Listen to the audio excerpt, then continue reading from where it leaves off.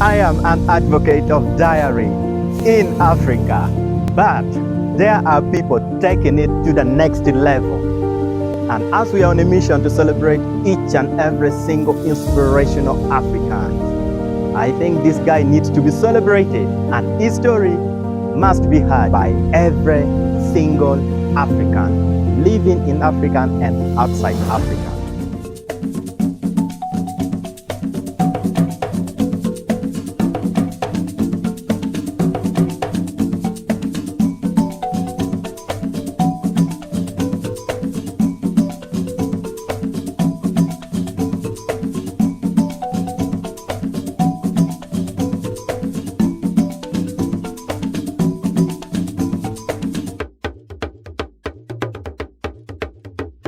My name is Dr. Freddie, and we are on a mission to inspire and celebrate African culture and creativity. Do me a favor by subscribing so that you don't miss the video that we will be uploading each and every week. So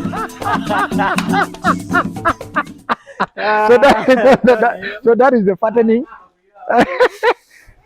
So now the kind of cows that we are now multiplying are now these locals, which we are going to get the Brazilian seed, which we call the Brazilian semen, and we'll put in these cows, and then we are going to have the type of cow called the Girolando. Girolando. Now the Girolando is the cow of choice, that the breed of choice that must be in northern Uganda. Why?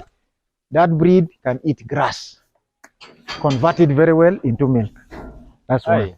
Two, that type of cow can walk in the dry season. In the middle of the hot sun, that cow can walk and still eat. Nice to meet you. Nice to meet you too. It's been a while. Yeah, pleasure, pleasure. When was that? It was if I can before. It was, I think, before Corona. Before Corona. Yeah, when we did an IT course together, I think either you were facilitating or you were part of the team that was that's training us in IT, in social media influencing, if I remember. That's true. That's true. So it was important. Everything going? All is going on well. Lots of disruption from Corona. I know. You know, that is the real cry for everyone. Are you guys trying to copy it up? Yeah, we're trying to ensure that we rebuild ourselves. Yeah, because Corona came with its own challenges. Sure. That disrupted our plans, our strategic plan. So we've decided that we should change the way the future looks. Okay. For Country Dairy. Maybe you tell us briefly an overview of your background, and then how did you venture into dairy farm? How did I venture? Yes, like my colleague said, I am Dr. Kidega Tone. I was born in the national park, Murchison Falls National Park. Murchison Falls National Park. Okay. That's where I was born, and I grew up in Murchison Falls. My parents, my mother actually worked in Murchison Falls for 35 years and above almost. And the love for animals came as a result of growing in the national park. But my initial goal in life, my goal was really to be a wildlife vet. I grew up around wildlife. I saw a lot of tourists coming to see the wildlife. I could see the tourists coming to pay money to see a hippo, an elephant. People are fighting to see lions. People are fighting to see chimpanzees. So I said, I think it would be nice for me to be a doctor for these animals. And indeed, I studied veterinary medicine at Makerere University. During all my research terms, or during the holidays, during my, in between the semester holidays, I would come back to the park and volunteer. Yeah, from first year till fifth year. Just volunteering in the national park. National park. Yes.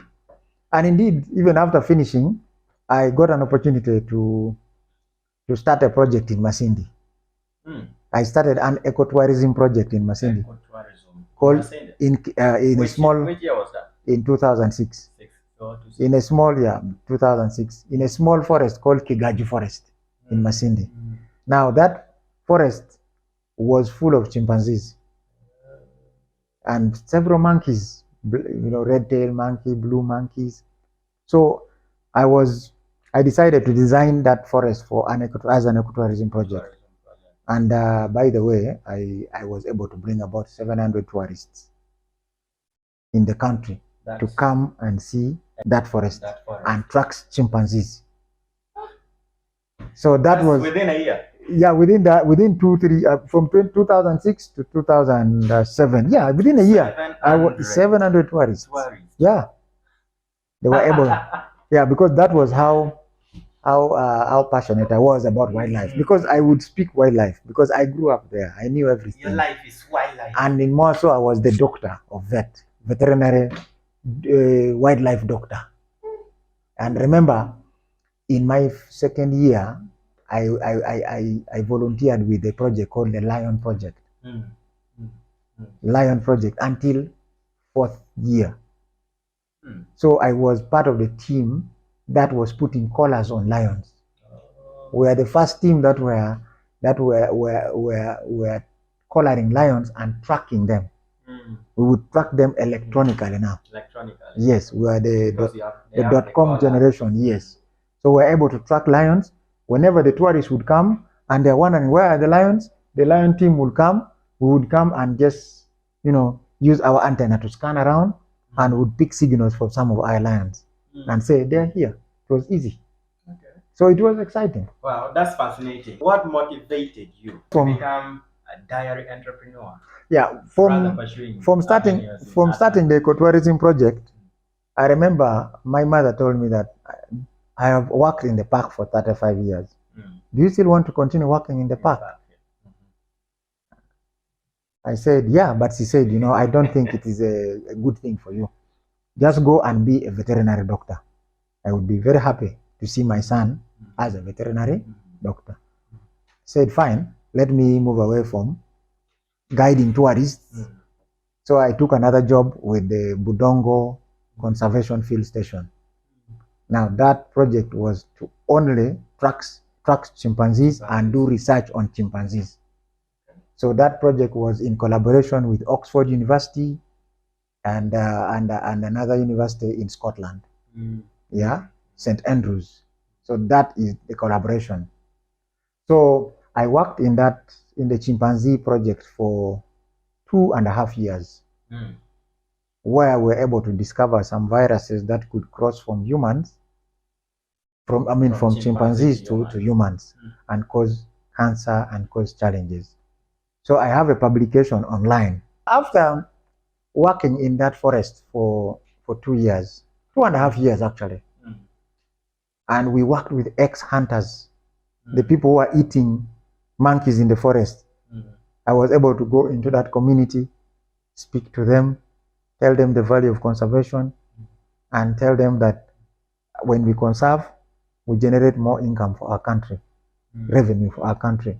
So if you can stop hunting these precious, endangered species, you are actually saving the country from many, challenges. So yeah, the ex-hunters were able to leave hunting in the forest and started a life of taking care of goats and continuing with farming. So it was very successful. As a young man, I wanted wildlife, but that was not satisfying. So I made up my mind to leave the wildlife veterinary medicine and focus on the domestic animals. Why? Because I felt that I was not having the real impact in the lives of our people, where I am coming from. So I wanted to come and work in northern Uganda, use my skills in northern Uganda to develop northern Uganda, to skill the people of northern Uganda. That is how I joined Heifer International. Heifer International had an opening in Gulu. So I joined Heifer International in around 2008. I joined Heifer International. Now Heifer International, I was given to take care of Buatira sub-county. We had farmers there, dairy farmers. So we were able to help the dairy farmers understand modern dairy practices, and they were able to take care of their cows and support their livelihood. And after because I again worked for AIF International for 2.5 years, and our contract ended. Now, when the contract ended, I felt that there was still a gap. There was need for a model training dairy facility in the region. We used to hire buses under AIF International to go up to Mukono and go up to Western Uganda for our people, for our farmers from Northern Uganda. Yes, our farmers would travel all the way to Mukono to go and see dairy farming. The biogas I was showing you, they were seeing it from Mukono. The black and white, looking at dairy farming in a special way was out of blue. So the idea was that we needed to start a model farm, and in partnership with a team from US in 2012, I wrote a concept, and the concept was funded by an organization called Partners Worldwide. And Partners Worldwide was interested in this concept. Why? Because it is education, and education is the only way we can open the eyes of our people to see that there could be an opportunity in this area. So my aim was to take dairy farming to another level. So that is how dairy farming came along. So it seems demanding yet rewarding. Yeah. Could you share some of the most rewarding aspect of being a dairy entrepreneur? Yeah, one of the most rewarding was about the nutrition of children. Nutrition of children. I remember we had a lot of children that were brought to the farm here from the community. That you see, this one has lost a mother at 2 months, doesn't have milk. So the farm was able to feed some of those. We had some twins that were struggling. We fed them. We had a lot of elderly people in the community who were struggling with malnutrition. So we were able to help them. And for me, that has been very, very, very dear to my heart. Because at least I saw a young child of 1 month whose mother died and was able to grow, and actually the child is about 10 years, about the same period as the farm. And not only one, not two, not three, many. Okay. So it was nice to see people survive out of Blue County Dairy. That is true. So apart from other story, but that is more touching. One of the biggest highlights was the visit by His Excellency, the President of Uganda. What? Yes. His Excellency. Are you playing? Being a farmer, being a dairy farmer, a livestock enthusiast, but also a livestock farmer, he was able to come to the farm. President. His Excellency. Yeah. The one I know. Yes. On this farm. Met me, spoke. How did it happen? I think he heard about me, and he wanted a farmer, and he wanted to visit, and also wanted that people begin to do what we are doing, because he has talked about farming for a very long time. Wow. How farming can change the lives of people. Visited it, and he was very impressed with the Loom Learning project that we are doing. Wow. I was very happy. That's amazing. Dr. Tony, thank you so much. I must tell you that when I came here, I came with a different mindset. But I am going back with another mindset.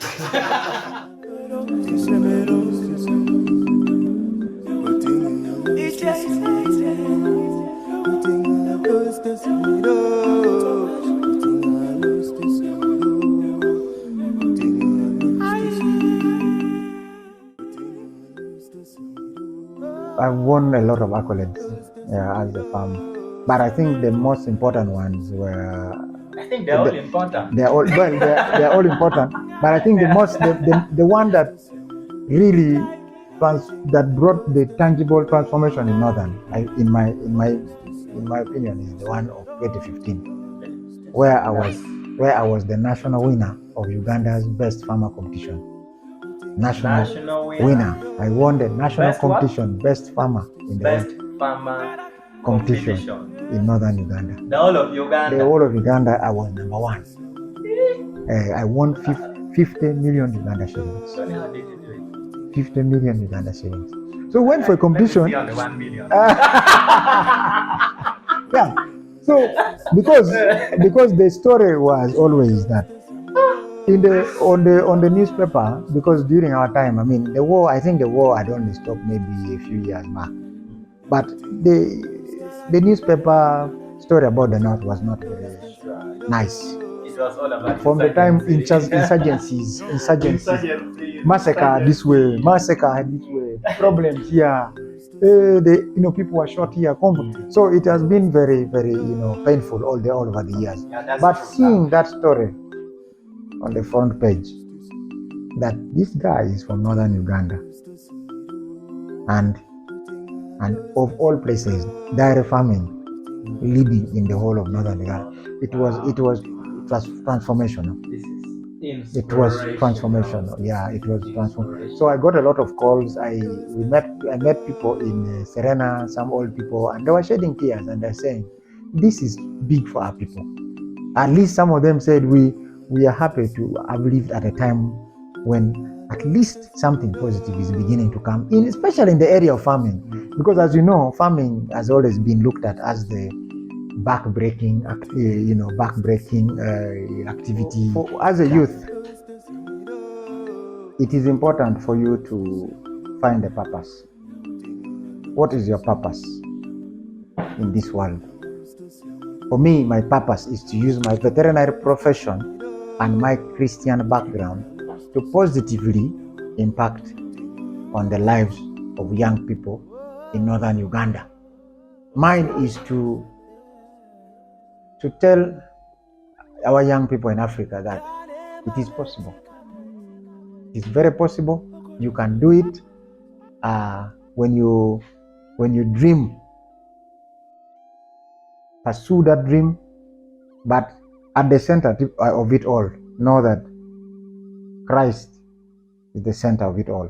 But so as a Christian, I would want to change the landscape of dairy farming in northern Uganda. I want to be remembered for having freely given knowledge in dairy farming. I want to be remembered for having been a transformational agent in northern Uganda in the areas of food production.